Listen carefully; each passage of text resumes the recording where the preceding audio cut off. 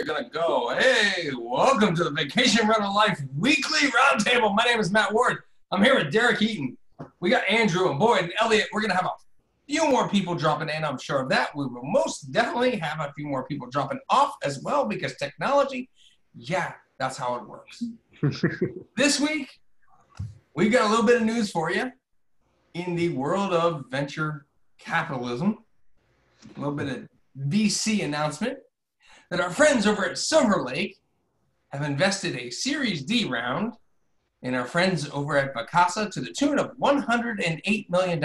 Yes, that's right. We are in the middle of coronavirus, and we are just trying to get 20 bucks from a rental. And Silver Lake put $108 million into Vacasa. Silver Lake, call us. Let's have a conversation about the Vacation Rental Life group. You can put an investment in that. Derek, what's that mean for the industry? Oh, well, what I take away from that is, VC money isn't always smart money. There's definitely been some dumb VC plays through the years, but they're doubling down and they're tripling down. I mean, they first bailed out Airbnb and then they invested in that major round in Expedia Group, and now to follow that up with another funding of Vacasa. I mean, that could, with Vacasa, I mean, it could be argued bad money after bad type of scenario. Like, they don't want to lose their initial investment, so they're giving them more to keep them going. I don't Which I believe they're invested into Vacasa for over $650 million. Not by themselves. So I think their total funding might be 750, but there's been several groups in that. They've been a leading group, I think, in the last round. Well, we know they got at least $216 million into them now. Yeah. Right. Yeah, exactly. So they have some change for sure. For sure. I mean, if they wanted to invest $1 million into Vacation Rental Life, I think, would we take that, Matt? I'm not sure. Well, it all depends on what the term sheet says. Yeah. But yeah, we do it, and then yeah. Mm-hmm. So now here's a question for you. Thinking about the solo vacation owner, they own 1 or 2 properties, right? Maybe 3 properties, but definitely less than 5, right? Not managers at all. Mm-hmm. How does this play out for them? Well, first of all, why don't you explain to those watching who Vacasa is and what they do, and what Silver Lake is and what they do? Yeah, I mean, I'd like to know a lot more about Silver Lake and what they do. That's for sure. But I mean, they're venture capital. I don't, to be honest, know enough. I haven't done enough research on them to know if they're just travel focused or if they're spread out over the entire VC space, who all their investments are in. Like I said, they've invested in during coronavirus times in Airbnb, Expedia. Both of those were billion-dollar investments with a B.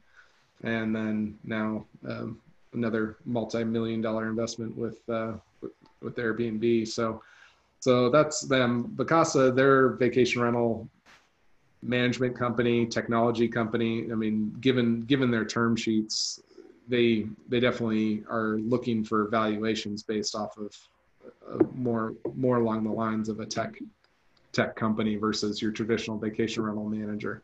Vacation rental management companies tend to get 3 to 5 times EBITDA, which is basically fancy word for free cash flow. In the business, that's the normal range. And meanwhile, I think Vacasa has been raising rounds at 20x EBITDA, more along those lines. So they're getting investments more along the lines of what technology companies like Facebook or companies like that got on early stages. So there's definitely a play there where they're convincing investors anyway that they're a technology company, not just a boots on the ground property management company. Right, and from an owner's perspective, when they're looking to maybe not manage their property anymore, Vacasa is usually somebody in play along with Turnkey, along with what's the other one we talked about? Evolve, right? Yeah. And so So there's lots of options out there for that smaller property owner who's got that 1 to 5 properties. You know, I think from my perspective, what this really means is there's a more of a stable footing, right? There's just more money and there's more cash in the business. That means theoretically they won't be going out of business anytime soon. And with the pandemic that hit the way it did, I think that's something that people are really worried about in this industry, right? Because we saw Stay Alford and a number of other vacation management technology platforms and companies falter in this time frame. So I think the cash in the bank, theoretically, raising this money means they have more of a runway to get through any issues that are forthcoming. So if you're a vacation rental owner and you're considering a management company, I would think you'd want to be looking at Vacasa as well as the independents. You know, you need to do your homework and make sure you get a different type of product with Vacasa and Turnkey and Evolve than you get with a independent management company. So you really need to interview the people you're talking to. Cash flow in their own business isn't going to be something you're probably going to ask any company. But with a public company like this, when they're raising money and the information is public, it becomes available. They're not going to walk up to Derek and say, Derek, how much cash do you have? That's not part of the interview process. But if all things are being equal, when you do your interview process and you really don't see a leading candidate, then maybe you go with the one that has a bunch of cash, right? Just to be safe. You have to make those decisions as an owner yourself. I mean, because this is a business. And one of the biggest problems I think we see a lot of in this world is the people who have just one property often don't treat this like a business, right? They're not doing proper bookkeeping. They don't have a brand. They don't have a website. They're not doing not have software. Yeah, no software, no direct bookings. And so they rely too much on external sources and systems and processes. And in a lot of cases, they don't have a system or process for a lot of the stuff that they're dealing with. So I think vacation rental owners, if they want to get back to the vacation rental life, which is what we talk about in our Facebook group, that's the whole point, is getting back to the life we thought we were going to have when we got into this business in the first place. You have to have things that help you run the business, and you have to treat it like a business, because if you don't, you're going to get bogged down with lots of piddly little stuff. So that's our big news update for today. Now we're going to open it up to the floor. Welcome our guests. Say hello to our friends, our returning friends. Boyd, welcome back. How are you, friend? Oh, I'm here. I'm here. Andrew, thanks for joining us. Welcome to the party. Yeah. Certainly. We are kind of a hodgepodge, kind of like a fish tank. The fish that swims in front of you, we don't have any control over. So whatever issue comes up, we're happy to talk about it. What was your week like this week, Boyd? Oh, I'll jump back. Friday was pretty rough. Woke up, you know, the race wars and that was going on. Kind of, you know, did a self-check the way I do business. In the afternoon, Friday afternoon, one of my tenants passed of COVID. Been a tenant for 10 or 11 years. That was pretty hard news. Just on and on. Monday, last Monday, one of my guys quit on me that did my AC work, and it was the hottest day of the year. That's a good day to do that. Yeah, lovely, wasn't it? No notice. No notice. Just, I got a headache this morning. Next day, you know. Oh, I'll call you later. Yeah.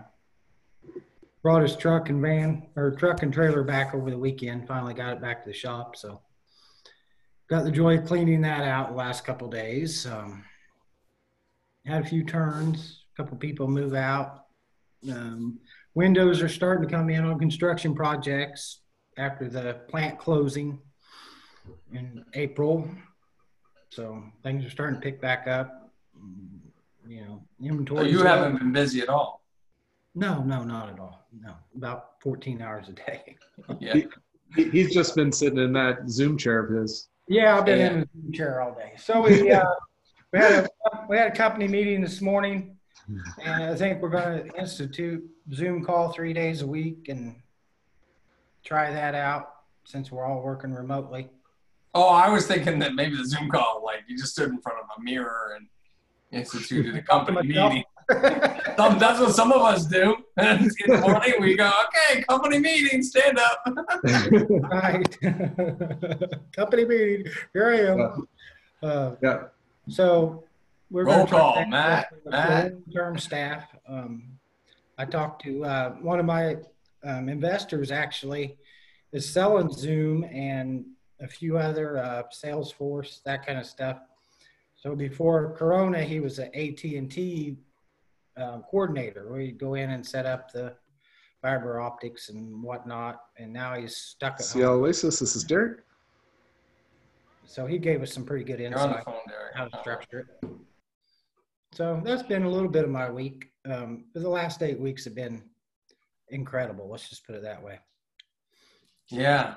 We've experienced everything under the sun and more. Unbelievable. Last 6 weeks. Well, it's great that you got the Vacation Rental Life group here for you every single Tuesday to talk about mastermind and stuff, coming up with ideas. Yeah, it's like being on vacation. Yeah, that's right. It's a soothing sound. No stress. The dulcet tones of the Vacation Rental Life round. I'll tell you what is pressing for us is I tried some of the booking platforms, tried one of them, tried Properly, went back and forth. I canceled them. Starting to rethink maybe I do need the booking site where they push out the calendar. Is there any booking site out there that lets the people make the credit card payments automatically, where I don't have to create an invoice and take your credit card number and all that brain damage? Well, there actually is. It's a Zivu. It's actually Naeem invited me. It's his company. We can definitely talk after this, but if you would like. But yeah, you can fully automate everything. Like all your emails, you can automate. Set your payment processor, set aside the security deposit automatically. When they hit the checkout, it just checks the guest out.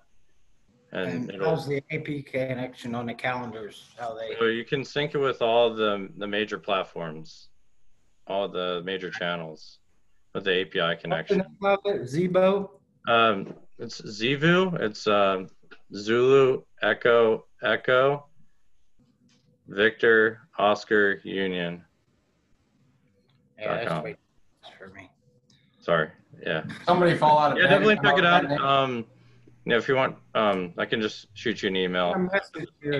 Andrew, did somebody fall out of bed and come up with that name? I am unsure.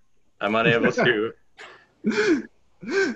Why would you start a Ladies company? and gentlemen, tonight's roundtable. Why would you start a company with a Z and not an A? No, they go to the top of the The domain was available. Yeah, that's not how it works. That's the Yellow Pages, my friend. That's not how it works on the Google thing anymore. I told you marketing wasn't my thing. Yeah, this is true. You did say that a couple weeks ago. Yeah. Yeah, this is that's by the way, that was not a planted question.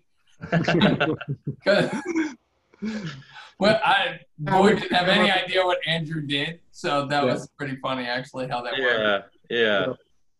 But listen, in all honesty, Boyd, Andrew's on the call, but there's a lot of stuff. Obviously, there's a ton. That's like the number one headache, though, is getting a platform that will kind of do what they say and will distribute the rates. When you're on multiple platforms, having your rates and availability synced is number one priority, because if you get a booking on one platform and it doesn't reduce at the other, you're going to get fees. you know, then you're going to have to deal with double bookings, and then you're going to have to contact the guests, reschedule them. Yeah, we don't want double bookings. Yep. But yeah. So, Andrew, you know, does it make sense for, I mean, Boyd has a number of properties, and so he's obviously juggling all these 20 plus properties, whatever he's got. Mm-hmm. Does it make sense for a homeowner of 1 or 2 properties to be using software like that?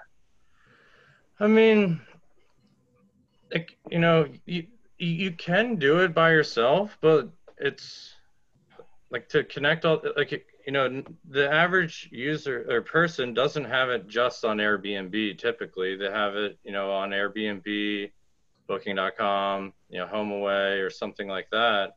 I mean, trying to go to those different platforms and block it out, you know, you don't have to, but it would definitely be a bit more work for sure. Like, you could come up with some sort of system that'll work for you, I guess, like on a single property level, like maybe do something with Google Calendar and sync those, but that'll only like cover one aspect though. That's only going to cover like your availability.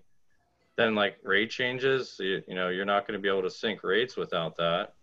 You still have to go manually change rates, and then any like notifications on the guests, that's going to be on a manual basis then. So unless, you know, you look into like another platform that you got to tie in for automated campaigns to your users. I mean, you could technically do it, I guess, but I mean, people do all the time. Yeah. I mean, you could definitely do it. 1 or 2 properties, sure, but yeah. Like when you start scaling, that's when it gets like not really possible. No, it's not. It ain't impossible for me to take credit card payments on a phone. It sucks. Yeah. What's that number again? Here's the code. Boyd, when I launched my company, I actually had one of those manual keypad credit card machine terminals that I connected via a phone line to, and fax rental agreements back and forth, you know, email. Yeah. So I get it. Go to the bank and they sell you the little processor machine. And Yeah, I was there. A long time ago, but key that in. That was fun times. I'm glad I don't do that anymore. But yeah, we need to get away from that. Actually, manually batch. Actually, have to press a key command to batch the credit cards at the end of the day. Well, I mean, I think Derek and I even talked about this. It seems like to be the #1 issue that any vacation rental owner or manager is asking about. The specific software that you use to manage your properties, and, you know, do you like it?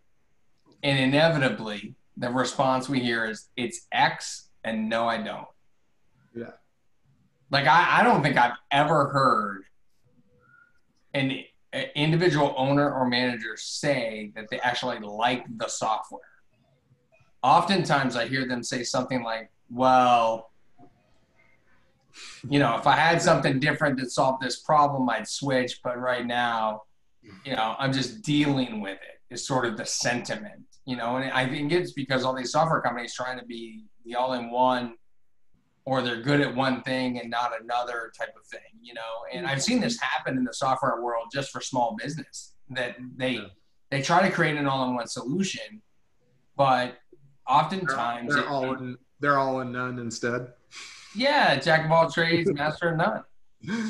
Yeah, it's tough. So I mean, the way I understand it from talking to different people, that no one platform is going to do it all. You're going to have to find a workaround with any software you buy, because it's not going to do everything you want. Yep. And it seems like Gusty is the Cadillac, from what I understand, but don't know that. They're expensive. I know that. I wouldn't necessarily call it the API connection. That's what the salesman told me. I worked on him for an hour and I got him down quite a bit to where it might have almost made sense, but you know, he was wanting $70 a unit, you know, and I was like, really? Yeah. I mean, I think they're Cadillac in their pricing, but they might be a Pinto under the hood. Oh yeah, I've never seen their software in action. I just from chit chatting and talking to their salesman. It's like, okay, guys, but I don't want to pay $70 a unit. Oh, That was bad. I think his microphone blew up. yeah, yeah. You're muted now, Boyd? I muted him. Oh, you muted him? Let's see. Is that better? Is that better? Oh, something happened. No. We gotta get you. Hey, there's this Boyd. There's a website called Amazon, and they sell microphones. Microphones on. We gotta get you a microphone, man. Just send me your address, dude. You got my email. Send me your address. I will buy you a microphone. I'm gonna buy you a webcam. It's got a microphone in it. I'm gonna help you out. Yeah, I think something happened internally in the computer as you was talking. It got really loud and was just like, whoa. Either that or the guys at Guesty are attacked. They infiltrated your computer. Yeah. Okay. Yeah. So I think Andrew was going to have a comment there. Yeah. I was just gonna say that's kind of like overall the problem with software in this industry is that it's really hard to build a platform that's going to appeal to everything that a property owner is trying to achieve. Everybody runs their business slightly different. You know, the way that they want to have, the guest check-in protocol, etc. Like all of that varies slightly. So that to build a platform that's going to appeal to everyone, it's really tricky to do. Like you can do your best to, listen to feedback and try and include those features, but yeah, it's definitely tough for sure. No, I don't disagree. Don't disagree. But so like overall, like, I mean, it seems like it's kind of like the time is a little rough for people in this industry currently. Like, do you guys expect, how do you think it's gonna, rebound in a major way? Yeah, I do. I think it'll rebound in a very major way, and I think people will choose vacation rentals over hotels. Number of reasons why. First of all, the hard surfaces in a hotel, while they can be cleaned every so many hours, people don't want to be hanging out in the lobby with a lot of people right now, right? Second thing is that most people don't even think about elevators, right? Elevators. So you're in a hotel in an elevator, you're waiting to go down from your floor. The elevator shows up and there's already 4 people in it. Right, so the elevators aren't going to get reprogrammed that when they have 4 people in them, it's just going to go drop them off. It's just going to keep stopping at all the floors that the buttons are pressed at. It's going to take forever to get to the bottom and the top. And there's only 4 people that can go. Right now in Boston, they open up buildings to 25% occupancy for office buildings, but like 4 people in an elevator. Like in a high-rise building, that's a problem. So when you talk about a downtown hotel, that's a ridiculous, so urban vacation rentals, I think, will improve greatly, again, if they're not in big buildings, right, with elevator issues and things like that. Another thing I heard recently is just this we're more flexible. Short-term rentals are way more flexible. And just accessibility-wise is better, right? Just the relationship is much more personal. Everybody went through a ton of problems, specifically with the airline industry. As a professional speaker myself, when I lost all my gigs, all the flights started being a problem, right? And get my money back was a major issue. I eventually figured out how to game the system, which was very simple. Play chicken and hope that they cancel my flight before I cancel it. Because if I cancel it, I get a credit. Credit I can use within, I don't know, a year, although extended maybe 2 years, right? Every airline is different. I have hanging on the wall credits that I have to use by certain dates because I made the mistake of canceling the flights first. Then I started playing chicken and I got all my money back.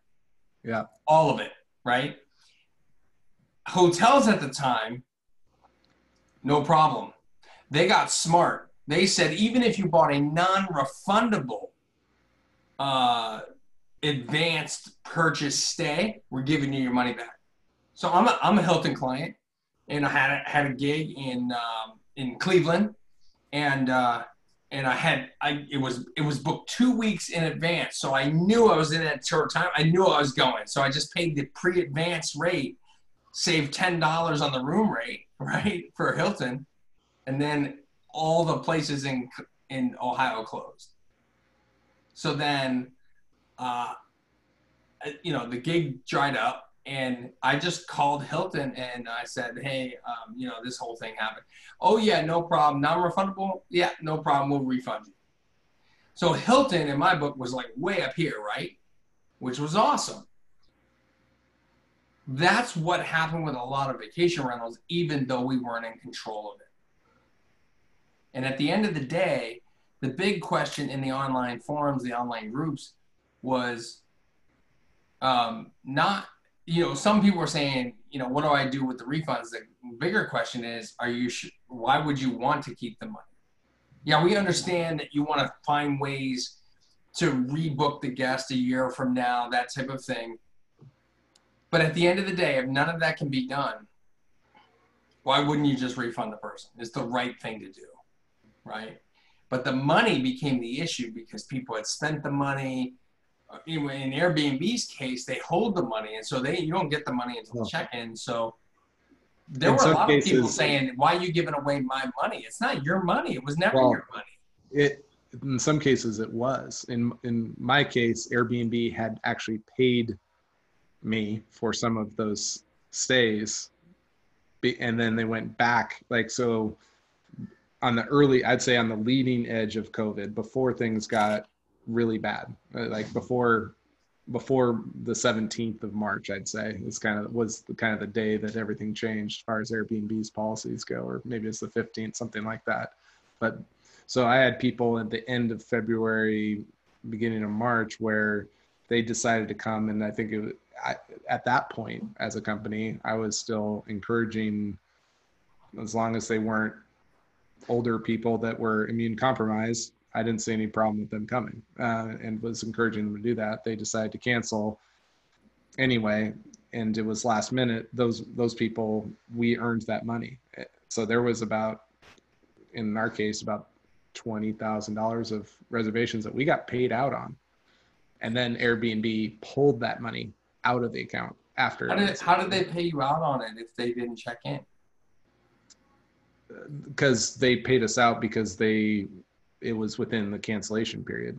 We still earned that money because it was within a 2-week cancellation period. We earned, by our policy, a full amount less the cleaning fee. Oh yeah, no, you didn't earn it, my friend, because you used Airbnb. Yes. And so this is part of the discussion and the issue, right? So I would argue that was not earned because the people did not stay. Does it mean you didn't lose money? Yeah, you lost money by working those deals and by working those bookings because you had to, you're working with people, you're expending time and effort, and you're blocking off space, and there's cost to that, 100%. Yeah. No, but they paid you. How did they pay you? I thought they don't pay until check-in happens. Yeah, they did. And that's what I'm saying. After the check-in was scheduled to happen, they went back and looked back and said, we're changing our policy going backwards, and we're taking, and really they didn't per se take money out, but then future earnings that were really due, they just didn't pay you on it. And created a accounting funhouse with that and said, we're not paying you on this reservation because we already paid you for this, and we're now saying that they get a full refund. And then they came back after that and said, okay, well, now we're going to pay you 25% of what you would have earned based off your cancellation policy. What did we learn from the Airbnb fiasco? What did we learn? Well, to make things worse, I can add something to this story. So just this past week, we had a guest cancel, and this was more than 2 weeks in advance. So by our even our strict cancellation policy, by our policy with Airbnb, they should have received a full refund. Airbnb did not give them a full refund. They gave them a future travel credit and didn't even give them a full credit of what they paid. They were only going to get $500. And the guest sent me the screenshots of this. So then I worked out directly with the guest. I made it so that I'm the hero. I just said, okay, like, are you ever going to come to Seattle? And they're like, yeah, you know, I actually have to come here for work. Like, and so we basically rescheduled it for the fall. That way they at least get all the dollars that they already paid Airbnb. And I told them, you know, from the get-go, I was like, this money isn't even in my account. Like, Airbnb has your money. I'm not going to see a penny of your money if you cancel and, you know, they don't pay, you know, they don't give you the full amount as credit. I'm not going to see a penny of it because of their policy. So Airbnb is, you know, I understand that they're probably also hurting for cash, but initially they came out, I think, smelling pretty good in the customer's eyes, but now they're looking really bad. So what do we learn though about the whole situation? What do we take away from this? Boyd, what do you got? My last cancellation went like this. I walked out of the unit probably an hour and a half before the guest booked. We had the windows open. It was a cool day. I turned the heat on 71. Parker was tooling around with me that week. We went, did our thing. The gal checks in, okay? She says, we got ants. I was like, really? I was just there. I didn't see any ants. We'll be right over. So Parker and I drive over and go in, and sure enough, there's one little teeny tiny baby ant in the bathtub. So we pick the ant up and apologize and say, you know, ma'am, we've never seen ants in this building before. Are you having any other problems? She couldn't work the TV. We have a Roku TV. We have Fubo on it with 100 channels at least. 2 buttons to get to. And she wouldn't let us show her how to do it. She said it didn't look anything like the ad, and she left. She said, you need to give me some of my money back. You can keep a little, but I got to leave. I can't handle this. And Parker was trying his sales pitch, you know, of talking her into staying. And I said, Parker, there's something else here, buddy. We'll just, you know, let her go. And she said, well, what about my money? And I said, well, Airbnb has your money. You need to call them and work it out. She says, I thought you was Airbnb. I said, no, I'm not Airbnb. So we let her go. And Airbnb gave her all of her, I think she paid like $1,500 or something. They gave her all but $170. They sent me $170. Didn't ask my anything. That was the way it went down. She reviewed me and gave me a 4-star reviewing. And on her comments, she said, Boyd, I'm so sorry you had to witness me having my panic attack. Blah, blah, blah, blah, blah. And she rated me 5 stars on all the little checklists, but 4 stars overall. It's like, how does that even make sense? She took her luggage in there. She left, came back, got her luggage, told us she wouldn't even let me show her how to work the TV.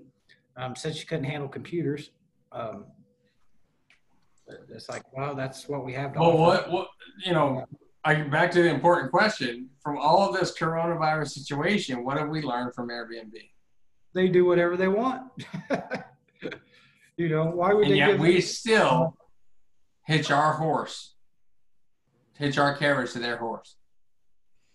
Yeah, I use them just as a marketing platform. I get them off as soon as possible. But I think the big lesson we've learned from all of this is that they are not our customer until they actually stay with us. And then we figure out a way to move them off the platform. Yeah. It's the only way. Like, that's where the systems and process come in. But If we don't actually do that, then they belong. Then Airbnb is going to continue to refund people. It can continue to do crazy things. What was the clause? The extenuating circumstances clause. They're going to invoke that for a parachuter, or whatever, right? So like, the next thing you think is going to happen is going to happen, and we don't have any idea it's coming, just like the pandemic. And they're going to invoke that clause, and we're all going to be paying the piper again. So what are you guys doing to drive traffic off of that platform and get it directly on your platform? Like drive it off of Airbnb and gain, direct bookings. So, I mean, I wish there was a golden pill people could take that would do that, Andrew. It's such a big challenge because most people who buy a vacation rental don't realize the effort it takes to get a single booking. Many people think they can just throw up a Facebook page and be like, hey, here's my property, and people come stay. Hey, this is great. Till you hit a shoulder season, or you hit a low season, or even worse, you hit a pandemic. Yeah. The only way I can get private bookings is I go chit chat with the guys, get them in the truck, take them out, show them what I've got. Then they know I'm for real. They tell their friends they're working with. We book them up. The travelers, I haven't really been in that business long enough to get those repeat travelers that travel in for, family and weddings and things of that nature. We're just not even quite to the year mark of doing that, this platform. So I haven't had that opportunity to see those folks come back. But as far as the guys working in town, I tried everything to get in front of them. The only thing I can figure out is, put some really nice stuff out there on Airbnb, pretty reasonable. Go book it for a week, sometimes a month, sometimes longer. And you go talk to them, take them for tacos and whatever, and you got them. They'll book 3 to 6 months, and their crews will. I got one outfit that's got, 5, 6 houses booked right now. I got, another outfit that's got 3 houses. They're going to do a 4th one, and they just told me their project got extended till December. So, yeehaw! I'm telling you, that's the trick right there, Andrew. The motels were empty, right, in mid-March and April, and I was full. I was packed. So I'm very optimistic about the business. I think when traveling comes back, I think people are going to flock to the vacation rentals. And Andrew, I also think it's going to be drive-through destinations, right? They're so valid.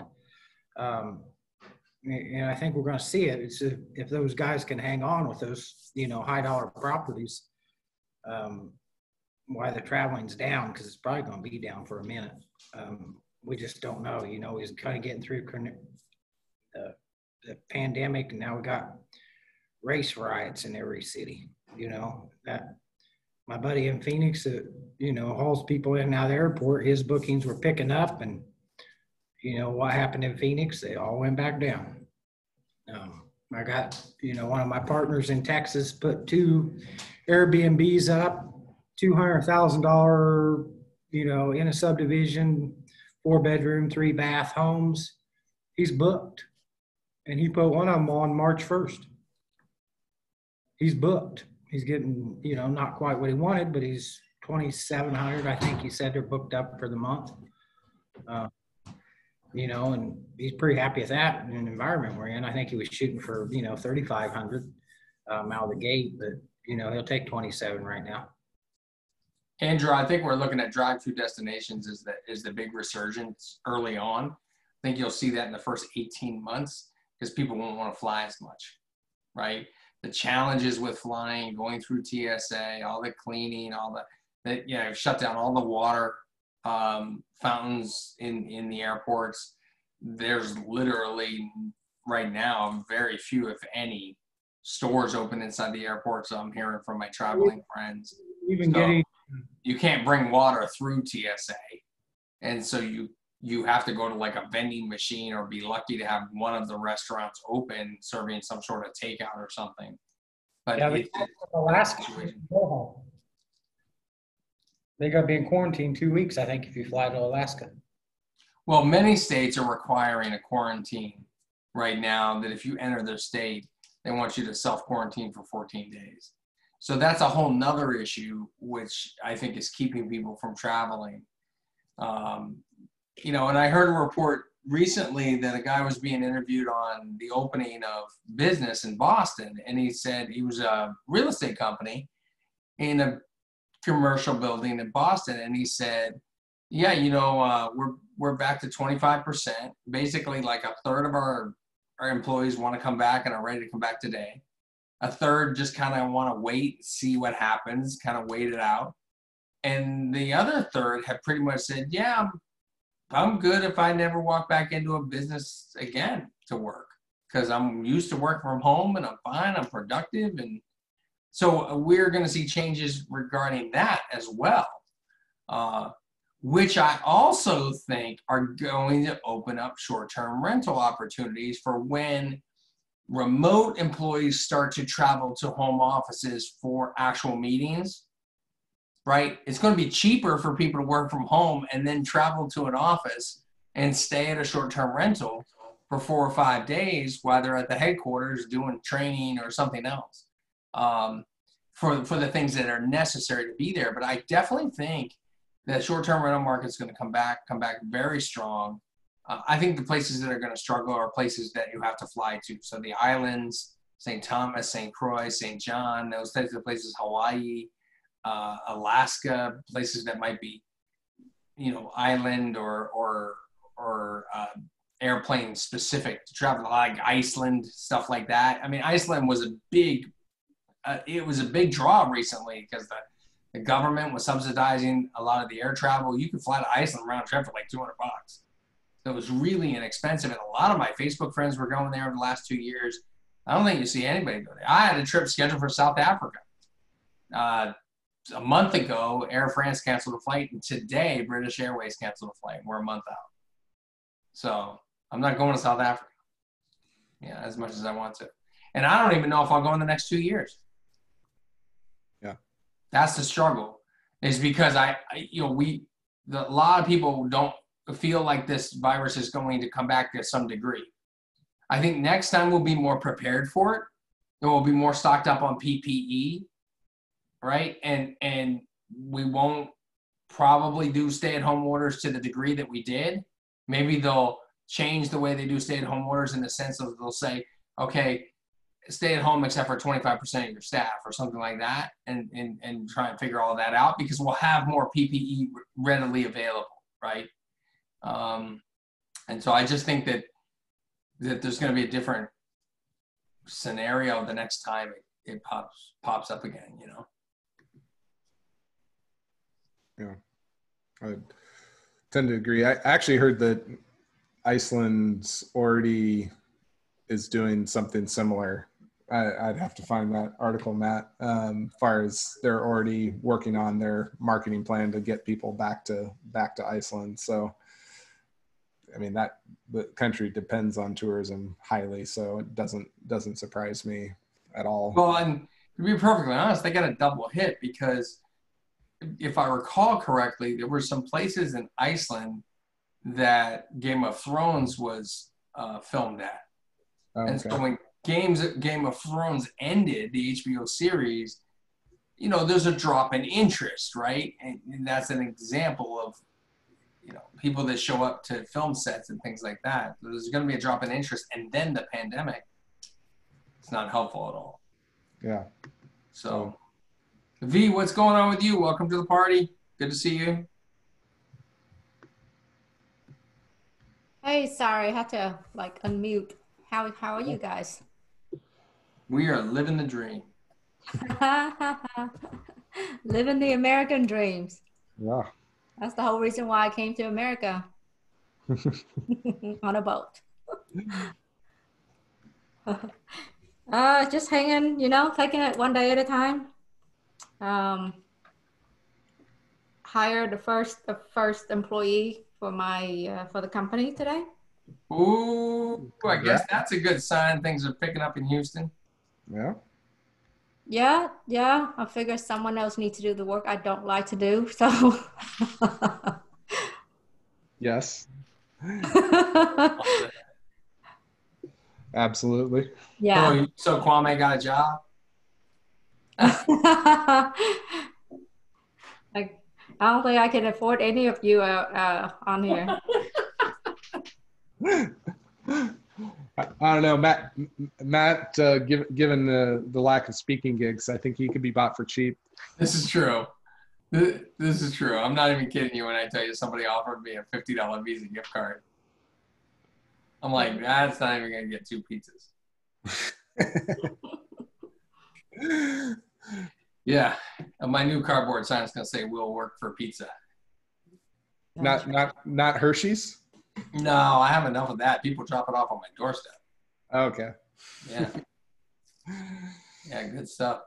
All right, what's the big pressing question for anybody today? We talked about coronavirus coming back. We talked about our dependence on Airbnb as usual. we like to beat that drum every week, it seems. And what else is going on? What's the big pressing issue? Elliot's got a question. Hey guys, I want to take advantage of this vacuum. What can I do now to improve my position moving forward? I want to fill the vacuum that these large operators have left and gather up more properties and build my footprint, go to other cities. What do you guys think about? Why do you want to go to other cities, Elliot? You are in DC right now, right? Yeah, for diversification, I think I would at least go across the river into Virginia a little bit more, but other municipalities and cities just to diversify and check against the regulatory changes that are going to come back eventually. And yeah, I mean, I think the beauty of where you're at, being DC and the proximity to 2 different additional states, allows you to be flexible when it comes to diversification. So I think that's a good idea. The next question I would have is, do you have a list of target either properties or target property management companies that you've identified as competition that you've seen around that you think you'd like to go after? I guess it would be the kind of Sonder, the owners of the properties that Sonder had, or those other kind of larger operators that would be easier to work with. I prefer the investors now that I started meeting them. It's just trickier to meet them. The mom and pops are a lot more work to pick up 1 or 2 and a lot more work to maintain. Yeah, so the story on Sonder, Derek, they're arbitrage, aren't they? Yeah, the arbitrage, and I mean, they have been investors in some of the properties. I don't know the full details. I mean, Saunders somewhat survived. I mean, they did cut a bunch of properties depending on markets, but they haven't fully bit the dust like stay out, you know. With Sonder, my understanding is that they stayed alive by cutting somewhere between 25 to 40% of their workforce. They went really lean, introducing more automation tools. They also raised the down round, which is why you haven't really heard too much in publicity about it, to where they took capital against their previous valuation to ensure that they can kind of get through the next 18 months. I don't think anybody knows what you mean by that. So like in the venture world, those of us that are raising capital, we're raising against the valuation that we're predefining. And in each round successively, we're supposed to like kind of move the needle up with that valuation. So say like you receive an investment at like a $5 million post-money valuation. The next time that you're trying to raise funds or get to your Series A milestone, you might be raising at a $20 million valuation. The next time you're trying to raise money, you're trying to get the valuation higher and higher, because that's actually how the venture world works. It's all about inflating the company by hitting some milestone, creating some intrinsic value based off of the milestone that you created and established, creating a FOMO element and some momentum around that milestone, and getting more people to buy into the deal. And that's actually what leads to the company just inflating more and more in value rapidly over short intervals of time, to where it's not necessarily revenue driven as it is based off of the belief that the company is valued there. So one of the worst things that you can do in venture is like take what's called a down round, to where, say, for example, I raise capital at a value of like, I don't know, $50 million valuation for my company. But now our cash reserves are limited. We had to lay off a lot of people. We're not in a position where we had that milestone or hit that milestone or goal, and the company's in a really bad position to where it's more in the investor's favor. The investor could say, hey, you know, I'm not going to invest at 50 million. I'm going to invest at 20. That's where that person ends up acquiring more of the stock within the company. And it also kind of sets like a ripple effect to where it frustrates all the other people that had invested into the company at the higher valuation point. So you're just saying that Sonder probably did a down round just to stabilize the company a little bit from a cash flow perspective. Yes, because I'm of the impression that a couple of the companies that are still alive, they've been raising, but the reason why you're not hearing about it is because they were with terms that were unfavorable.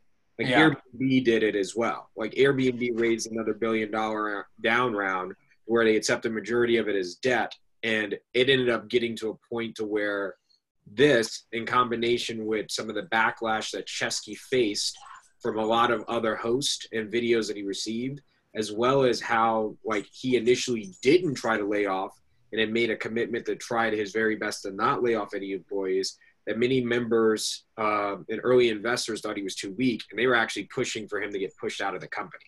Yeah, he'll be gone soon. So what's the opportunity with Sonder? To Elliot's point, is there a way to go after Sonder area properties in DC, Maryland, and Virginia? Yeah. Well, to my understanding, if they're all arbitrage-based properties, you can target and go into the exact same buildings. There's nothing that really stops you from doing so. But is the market opportunity there? Like, that's kind of where my personal debate has been back and forth. I chatted recently with a friend that's been in Houston, and he told me, he was like, yeah, he's basically just changed everything the midterm stays, and he's had success by using both referrals. He had a log of every single person that ever checked into his property. He made sure that before they left, he grabbed their email. He did email marketing campaigns to introduce promotions and create value. Like he even did things like giveaways and referrals, to where one of the giveaways was a free stay to whoever could refer the most people to him. And that ended up generating some traffic as well.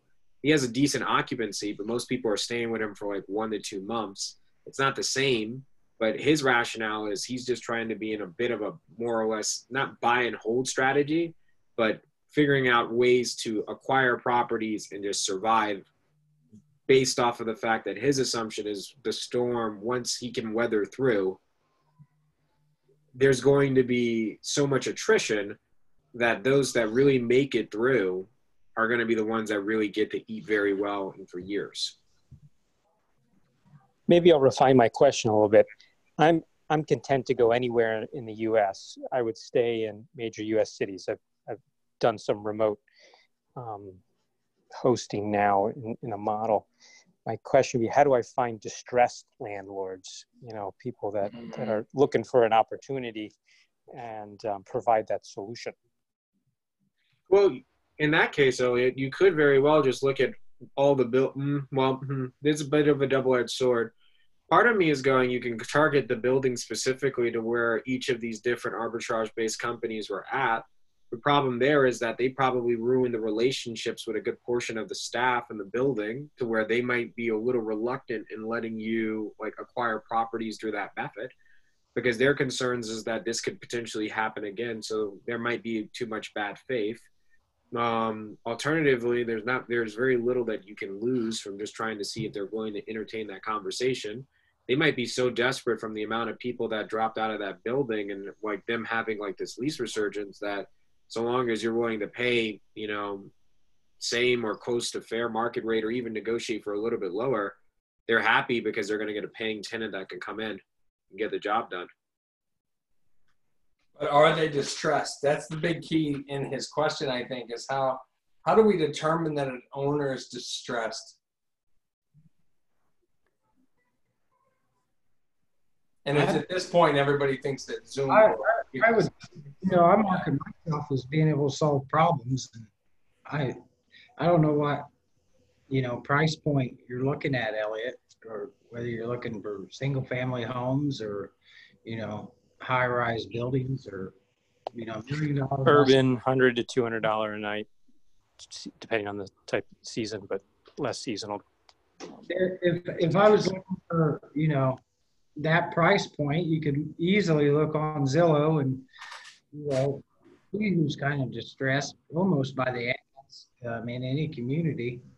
You know, if I was going after a building that I wanted, you know, let's say it's a fourplex or a house, I would see that I know I can do my thing and make some money on it. And I basically just need control of the property for, 3 to 5 years maybe. You know, I acquired a building next door to one of our Airbnbs in the fall. And I was working on a property, got to know the owner, found out a little bit about him. The building had one tenant, had bed bugs. The guy is disabled, couldn't even walk up the stairs. And I took an option on the building to buy it within 2 years and master leased it for $5,000 a year. So I wrote him a check for $5,000. He gave me the option. We put it in service. You know, I just gotta pay him off in 2 years. You know, I solved his problem. He needed some cash pretty quick. He was willing to give me an option, let me have control of the building. I wrote him a check. I mean, there's a lot of ways you can acquire properties from people who's desperate for cash. Well, to Elliot's question, I guess also the Matt's comment as well, it's really identifying what are the leading indicators that kind of give a tell that there's desperation or that this person is more likely to be desperate and want to work with them. Like when I did arbitrage, I used to target lease ups. I strategically would talk to the buildings that had the most availabilities of properties. Like you can, to your point, Boyd, you can go on Zillow. You can look in a metropolitan area if you're looking to target metros, Elliot, and you could see the spaces that have like 80 properties available in one central location.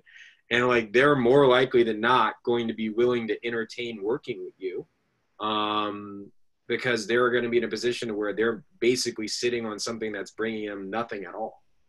Yeah. And you might not even want to target stuff that's ever been short-term. Look in the long-term rental market for somebody that's struggling, but the house would be perfect for you know, to put somebody in for $2,500 a month and call up the landlord and say, hey, you know, I'll pay you, you know, a year's lease, but I want a 5-year master lease on this property, and I'm going to pay you $5,000 or $6,000 at the beginning of every year. And he'd probably do it, especially if he was struggling and sick of it. You can go in there, clean it up, put your furniture in there, and let it rip. And to Boyd's point, you know, when John was talking about $100, $200 a night, $100 a night, 30 nights is $3,000. And Boyd just threw out 2,500 on the long-term side. You know, while it's not short-term at the moment, it does also hit one other point, Elliot, that you mentioned, which was diversification, right? So diversification comes in lots of different angles. It's those mid-term and long-term rentals, not just short-term, but, you know, area, whether it's arbitrage versus owned versus just managed. There's lots of makeup that can make it diversified for you. Yeah, I can tell you fourplexes, they've got them all over the United States. You know, 2 of them are halfway below grade. 2 of them are on top of each other. They're horrible long-term units. I've talked to numerous landlords that's had them. Terrible. They make great Airbnbs or short-term stays. People come in to work, they stay there. I wouldn't think it'd be too hard to find a landlord that's sick of managing his fourplex and would be happy for you to master lease it or give him a piece of the pie or whatever solution you can come up with to, you know, get control of that building. Because you don't even have to own a building. You just have to have control of it. Just offer him a solution. I would look at the fourplexes if I was going after an arbitrage type deal in my fish tank and the properties that I deal with, you know, 70, 100, right in that price point. I would target those fourplexes. I think you can pick them up easy. That's what Great discussion, guys. Thank you for sharing your thoughts. Up until now, I've always done a profit share, so I never had any skin in the game. But now that I'm learning what I know, I thought of expanding into different areas, and maybe it's continuing with the same model. Maybe it's doing master leasing. Yeah, that master lease is something I never even really thought of. You know, the way Boyd puts it is you don't even have to own the property. You just walk in and be like, hey, you tired of dealing with it? I'll do a master lease on all 4 of them. Yep. This is how much I'll pay you every month. And it basically is arbitrage. You just don't, I think a lot of people just don't think of it that way, you know? Yeah, it's a beautiful, but it's very high risk. And we know that if regs change, you're stuck on the hook. So I think most folks who were selling that program had to reel back in their original hook. But there's ways to protect yourself on the lease. Like I have it written in all of the leases that we had that government, you know, my legal ability to do what I was doing business model wise was written into the lease. If that changed, I got out. Great point. Scot free, you know, because the landlord doesn't want you doing something illegal on their property either. Yep. So then that protects them. It protects you. You know, everybody wins there. And then separately, what I've learned from this coronavirus situation is I've heard that some of these companies have had programs buried within their lease agreements where I heard that Stay Alfred may have had something in there where if their occupancy drops below a certain number, they didn't owe anything. Oh, that's an interesting hook. I know Saunders' slide deck that was circulated some months ago had it alluded to some clause about the market doing this or that, you know, pegging it to market performance. You know, the market just tanks. Then speaking of the stock market, you know, S&P 500 or something, that they would have an out or be able to adjust their rental. Elliot. Think of it like this. They need to lease that place more than you want it. Yeah. So you can put anything you want into that agreement and they don't have to agree. They don't have to agree to it, but it becomes your starting negotiating point. You can make a master lease performance based where they get a percentage of rents paid. Mm-hmm. Very easily. Yeah, that's what I've been doing up until now for the last few years.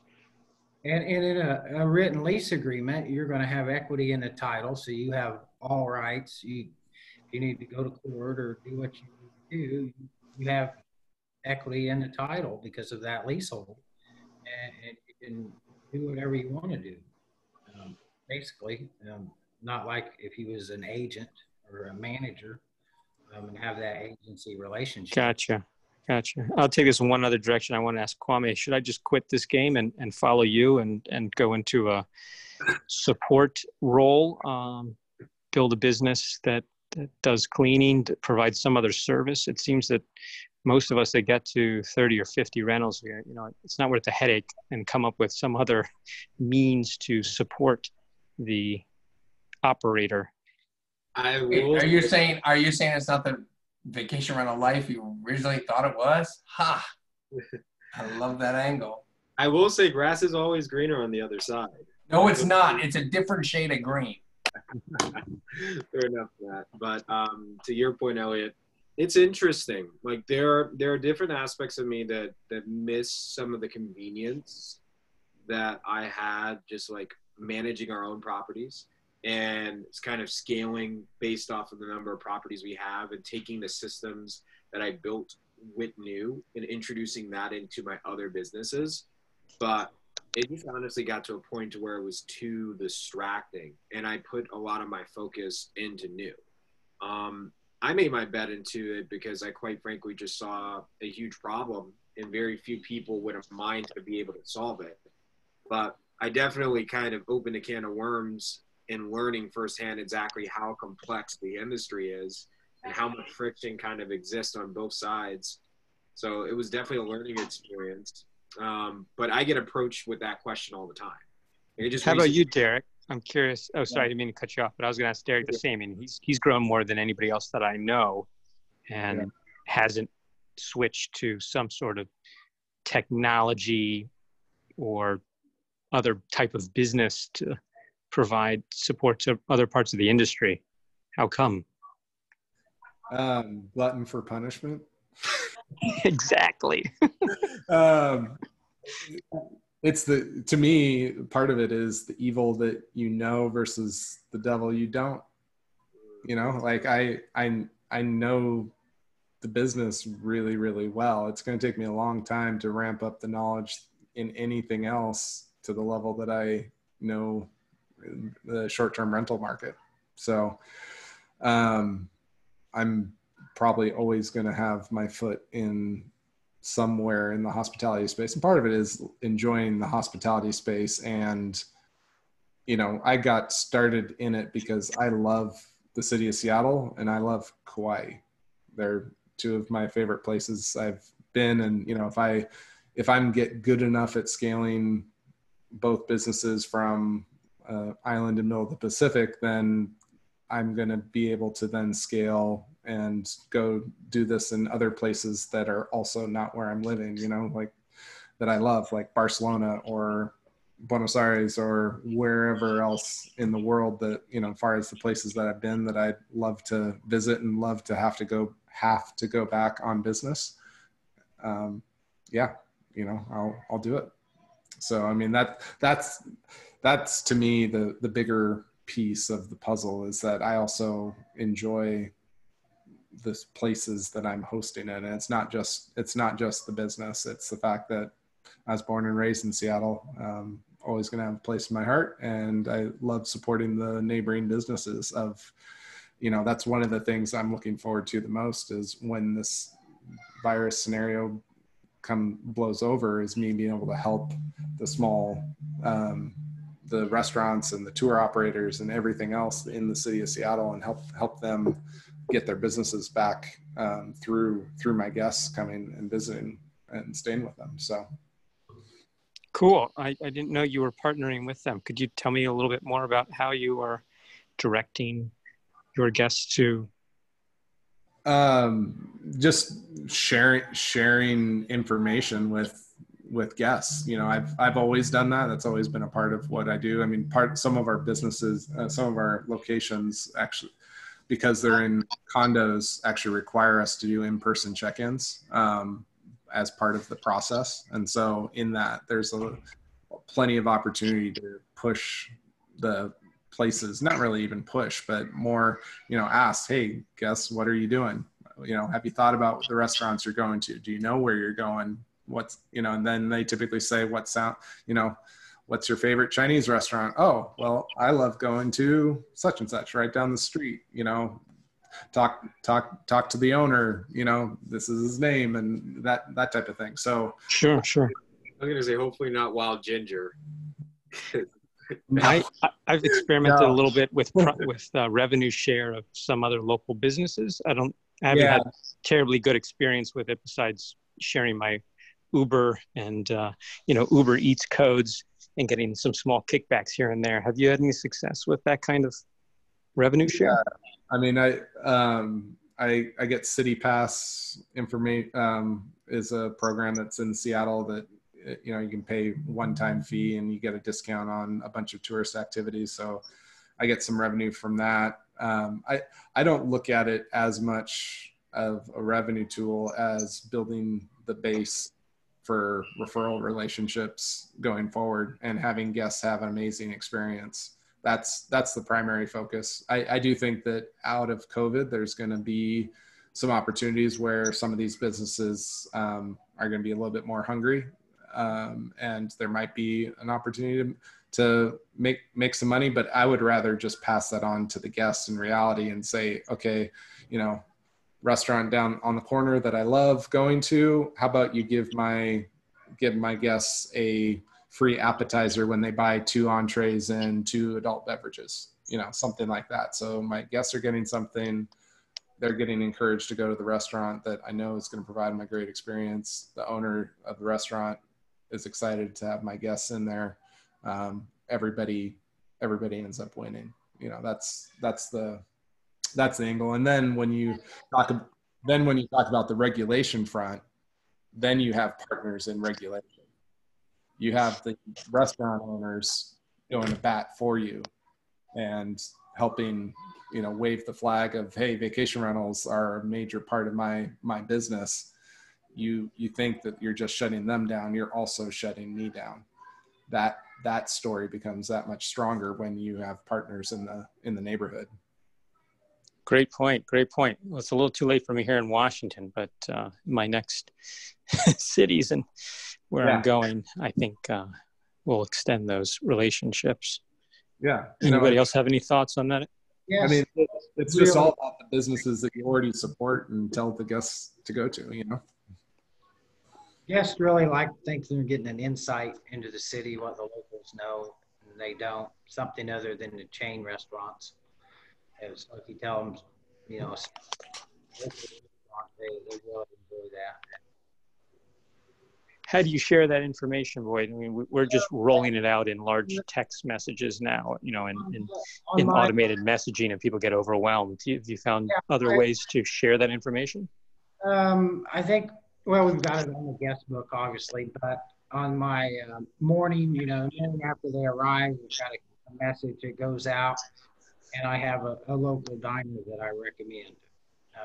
Something along those lines. Eat here. It's a great place. It's, you know, a mile from your home. Give them the address, and I've had a lot of them go in there and say, "Oh, it's great, home cooked, you know, home cooked breakfast."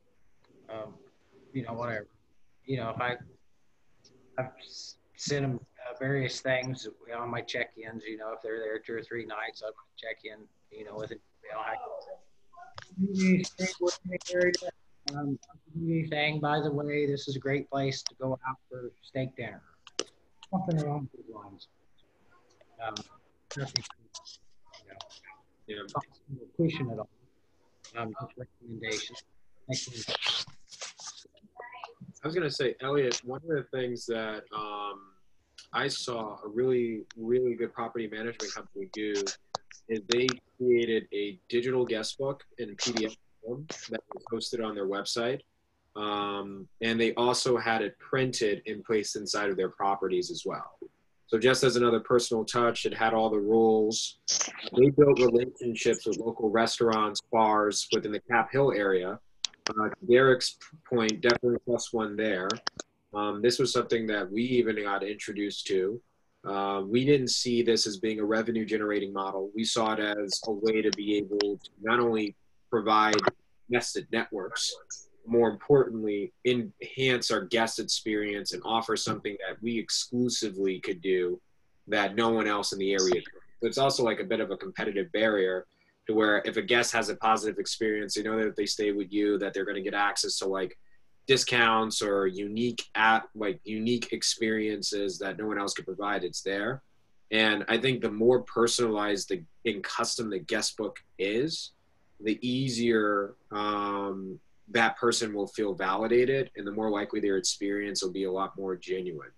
You can get this done on Fiverr and Upwork. Like you can find someone to where you just literally like scour through different spaces, create your own different tastes, recommend your own favorite dishes. Well, you know, not in the current climate. Hopefully it's spaces that you've tested or takeout tastes just relatively good enough.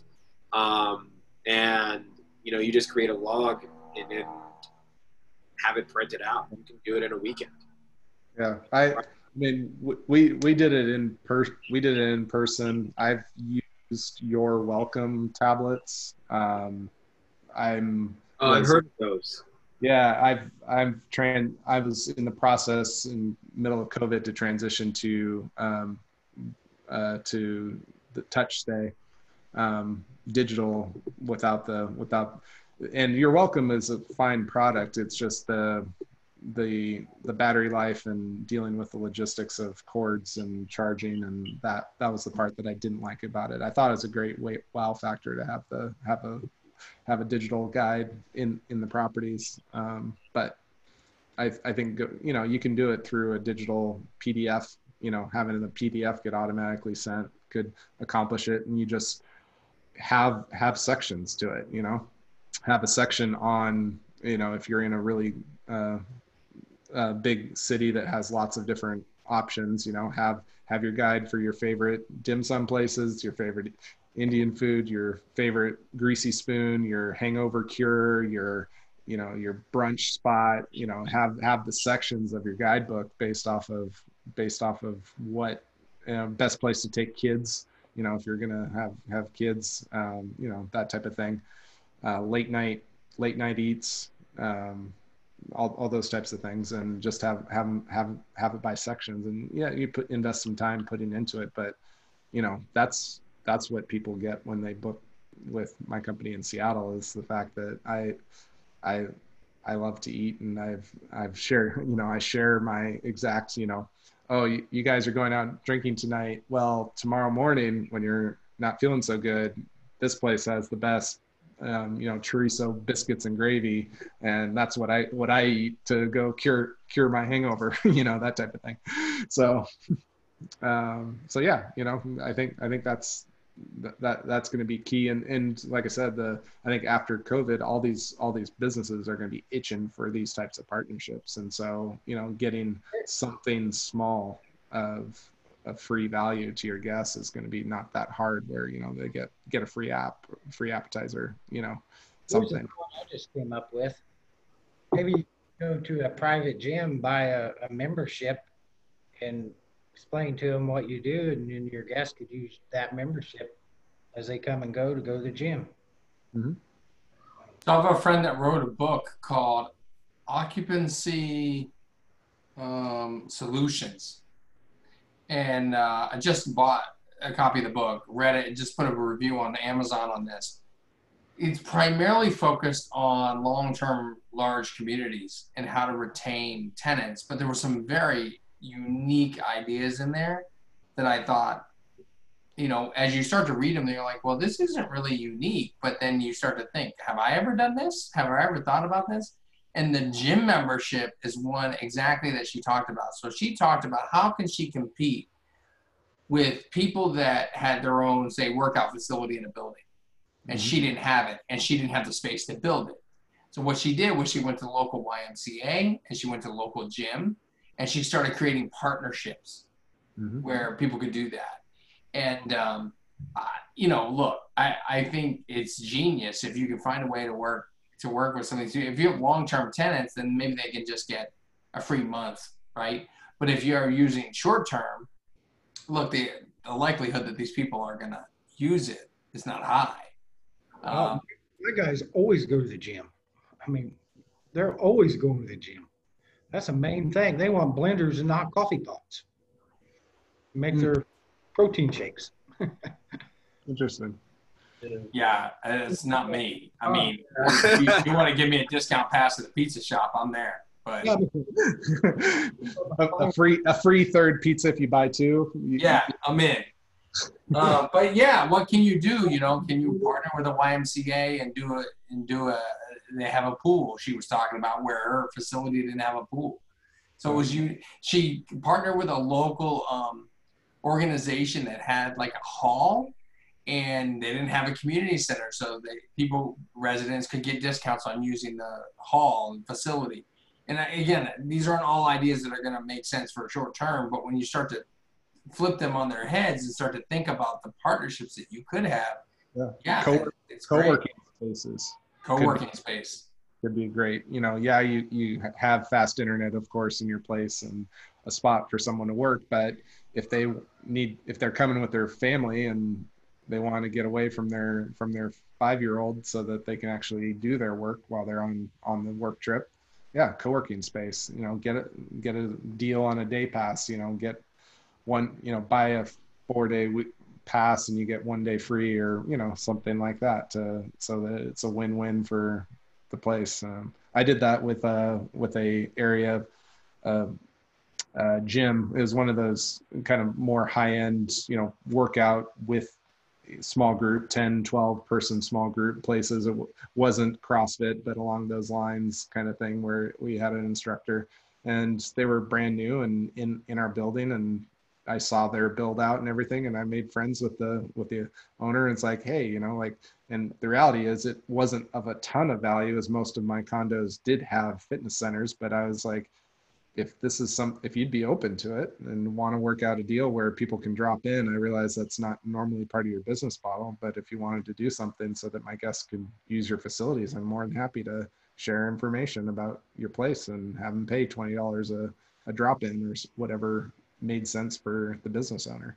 Just make it a win-win. And then, then you're his best friend. And if he has somebody visiting in town, who's he gonna send you to? It's going to send it to you. So it's more that downstream money that you'll eventually get.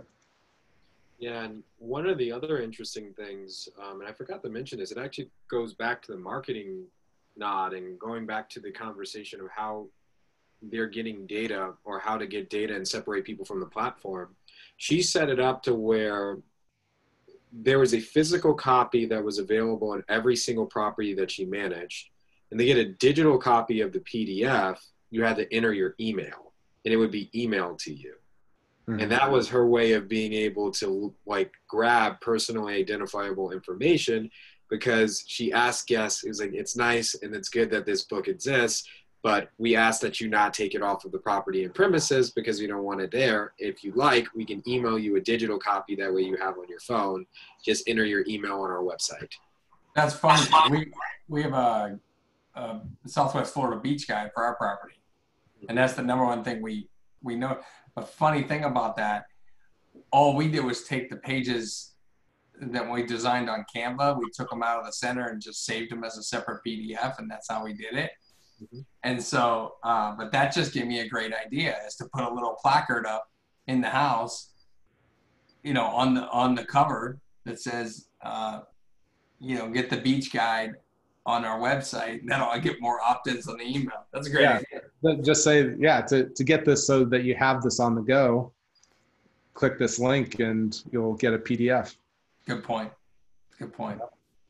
That's good stuff tonight, guys. Great stuff. Thanks for jumping in. Yeah, Kwame. Yeah, I had one small ask. I've actually been getting a lot of great feedback from you guys in the group, and you guys have been really, really helpful for a good portion of our marketing efforts. So if you don't mind being my test group again, we did follow up on some of the things that we chatted about last time. Okay, let's be clear on the ask this time. Got it. You got to be clear. Like last time, I was just like, "Oh, hey, tell me what you think."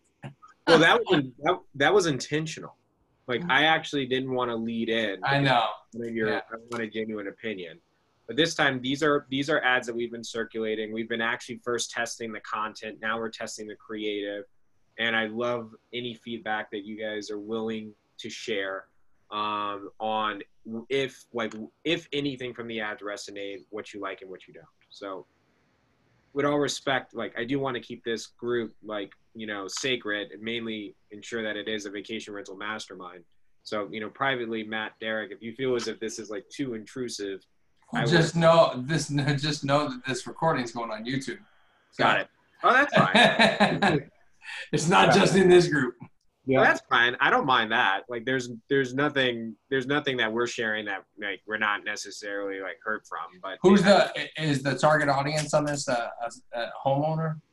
Yes. So all of our target audience are vacation rental hosts. So that's where it would be relevant to many of you, to where like getting feedback and seeing how your opinions on it can be very helpful. Yep. So thumbs up. Yes. Yeah. Share it. Are you sharing it? Do you have to give them? I already did. Yep. Wow. Wait a minute. Maybe it knows not to share it to somebody named Kwame. There you go. I think I just swapped out the hard drive on my computer, and in doing Oh no, it's not on this drive.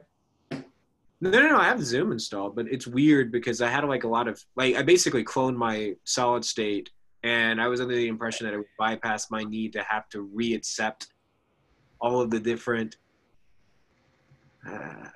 permissions under my security and privacy, but guess I think you are completely talking gibberish to half the people watching this. Actually, 90% of the people. Just share it. Just share it. Cool. And boom, boom, boom. Oh, it's the buildup. Oh, okay. Go to product. Doop. Yeah, actually, this is very convenient. How do you feel about any of these? And if you need me to zoom in, let me know. I like the one with the third one with like the spraying, social distancing with contactless. The white font looks better than the green. Yeah, the green is hard to read for that image. It's easier to read for the other image. Mm-hmm. I like it. I like the top one in the middle. Yeah. It's interesting. Yeah, that message is very interesting to me. I like to do less and earn more. Yeah, what about like black? Have you tried black font on that one? The one with the dollar bills? I think we did, but I'll see. I'll ask. Try black. True.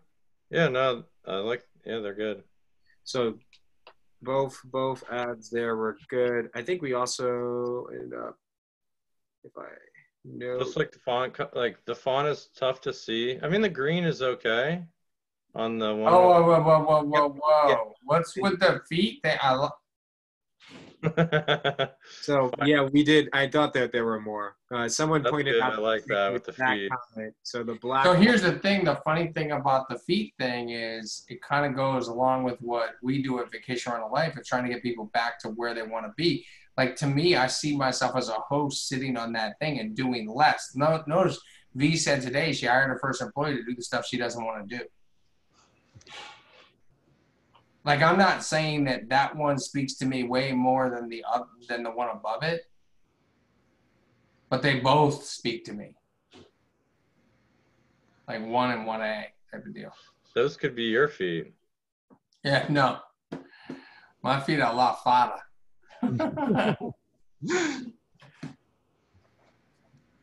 Yeah, my legs aren't that smooth, but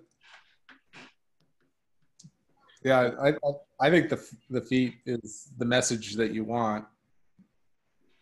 I think they're completely two different messages. I mean, trying to deal with two different pain points.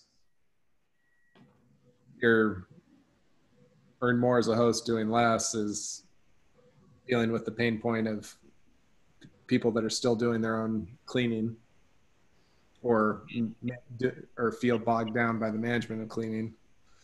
I think the other one has to do with the people that are worried about cleaning standards. Right. Yeah. Keep iterating, Kwame. That's how it works. Yeah, actually, I'm more than happy to kind of share some of the results. Even Laura thinks it's a lot better. Let me stop or stop share. Yeah. All right, cool. Yeah, we've gone on for some of you that were on the top of the hour when we started recording a little late, but we're now an hour and 43 minutes into this. and I think I'm going to collapse on my keyboard. I've been looking at a lot of Zooms all day today. But we are back here every single Tuesday night, 8 p.m. Eastern Time, 5 p.m. Pacific. And I don't know, it's like morning time in Hawaii, right, Derek? Yeah. You know, barely, I can't even crack open a beer yet. It's 5 o'clock somewhere, Derek. It's not here, not here. Yeah. Folks, remember the Vacation Rental Life is our name, where we find us in the Vacation Rental Life in Facebook. That's our group and our Facebook page. Make sure you join our group, where the conversations are going to start really picking up these days.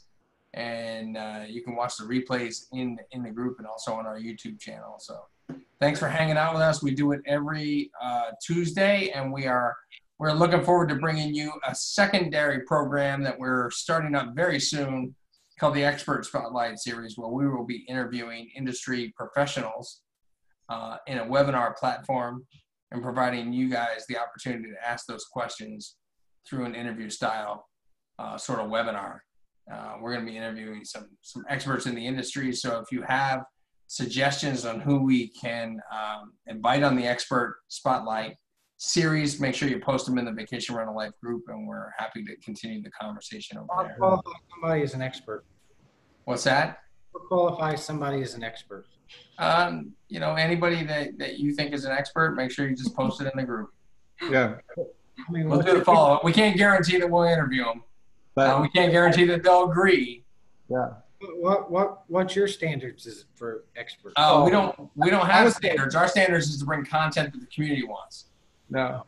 But I would word it, who would you like to hear from? Like anybody that you would tune into to have them, you know, if that you already know in the space, that would qualify, because I mean that's really what we want to provide value to. So, you know, I don't know anybody that's an expert in the cleaning of vacation rentals, but if I did, I might have them on here. That's right. You get a psychologist, so we learn how to deal with people cleaning the house. Yeah. All right. That's Bobby, good. do you service Houston? No, we don't. Trust me, I am trying my very best to raise capital to be able to get into. Ideally, I'd love to be in Texas by 2021.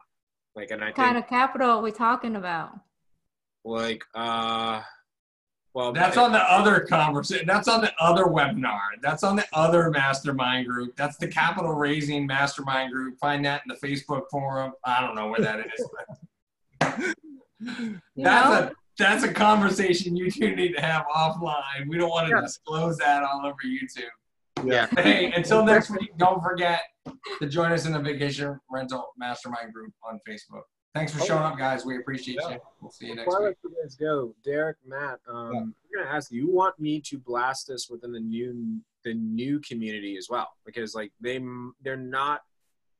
property managers and vacation rental hosts, but they are mainly like hosts that are managing one, maybe two properties max. I do think that there's some shared value. It just really we had 12 people join the vacation rental group today who qualify as 1 to 5 property owners. They own 1 to 5 properties. Okay. So it's a small group that, if you guys could share it out and invite people to the group, that would be awesome. Anybody that owns or manages properties is who we're looking to serve. Got it. Perfect. Yeah. I'll make sure that it's circulated within our next customer newsletter. Cool. Thanks, guys. All right. Take care. We'll be here next week. See you then. Bye. See ya.